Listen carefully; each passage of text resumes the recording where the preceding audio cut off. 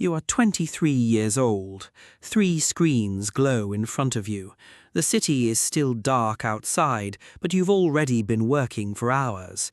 Your salary feels enormous compared to anything you've ever earned before, until you meet the people above you.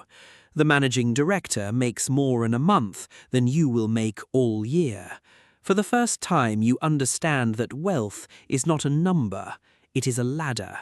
And you've just stepped on to the first rung.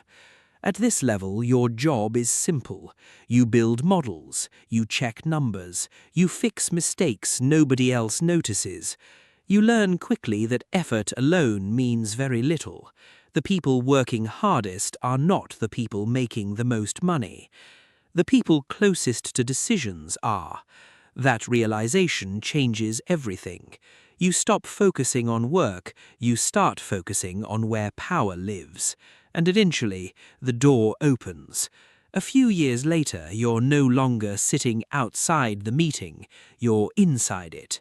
Not leading it, not yet, but your voice matters. You understand the language of deals, acquisitions, debt structures, capital raises. Clients ask questions, and now you're expected to have answers. The numbers still matter, but something else matters more: trust. The best analyst in the room doesn't always win. The person people trust does. You begin building relationships: bankers, lawyers, investors, executives. A private network forms around you. Not friendship, not loyalty, utility. Everyone helps everyone because everyone benefits. The machine becomes visible for the first time, and once you see it, you can never unsee it. Years pass. Now people call you directly. Opportunities arrive before they become public. A company is considering a sale. A fund is looking for a partner. A government is exploring infrastructure projects. You hear about these things long before headlines appear. You discover a strange truth. Information isn't power. Access is power. Thousands of people read the news. Only a handful know the news before it exists. At this level, relationships become assets. One conversation can create more value than months of analysis. One introduction can change an entire career. You begin to understand that the biggest deals are rarely won on spreadsheets. They are won through trust built years earlier. Then something shifts again. You stop advising capital, you start controlling it. Investment proposals arrive on your desk. Teams compete for your attention. Founders make presentations.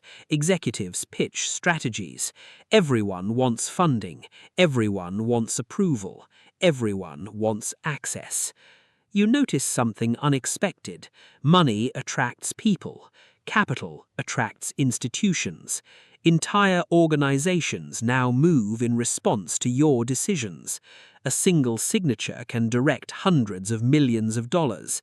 A single rejection can end years of planning.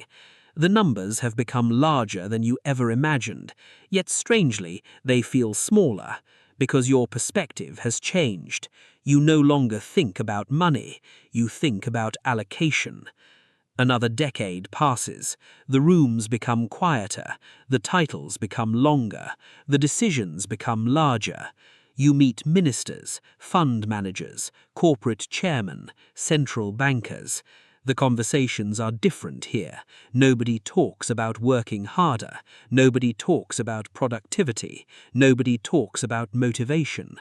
They talk about systems, markets, energy, trade, demographics.